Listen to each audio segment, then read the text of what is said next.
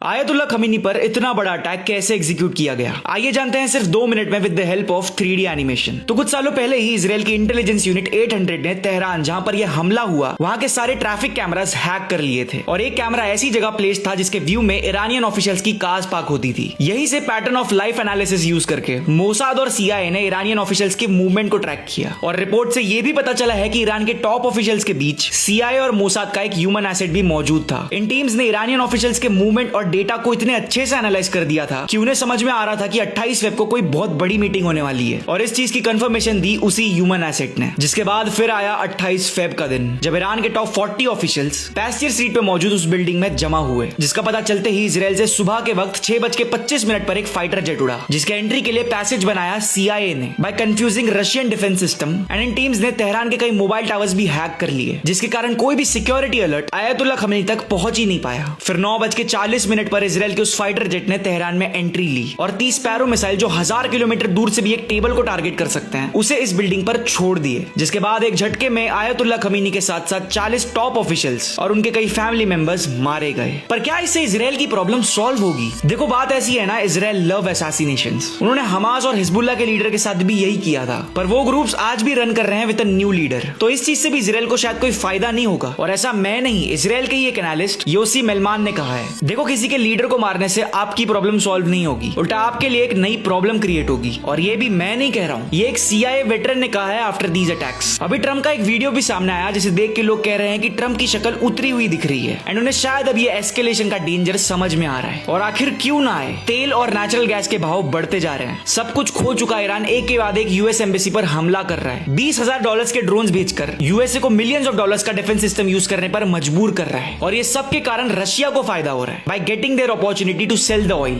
तो क्या ये अटैक एक बेवकूफी थी? बेवकूफी नहीं, ये एक एक्ट ऑफ टेररिज्म था, ये एक वॉर क्राइम था। आप किसी कंट्री के लीडर को ऐसे नहीं मार सकते विदाउट एनी प्रोवोकेशन। और ये बात भी मैं नहीं बोल रहा हूँ, ये तो कहा है ex army personnel GD Bakshi ji ने। और इनके इस बयान के वीडियोस आप जाके हमारे एक्स अकाउंट पर अभी के अभी देख सकते हो। हम तो बस आपको इतना बोल रहे हैं कि as a Gen Z media page हम देश के इंटरेस्ट के अलावा किसी की साइड नहीं लेने वाले, because as a responsible media page हमारा कर्तव्य है आपको हर न्यूज सबसे पहले बताना एंड आपको डिटेल एक्सप्लेनेशन देना, जो हमने अभी 2 मिनट में किया। और ये काम हम हर रोज हर समय करने वाले हैं, इसलिए कह रहा हूं फॉलो कर दो इंडियन लास्ट 24 आवर्स को एंड अपने न्यूज पाने की क्वालिटी को आज ही अपडेट करो।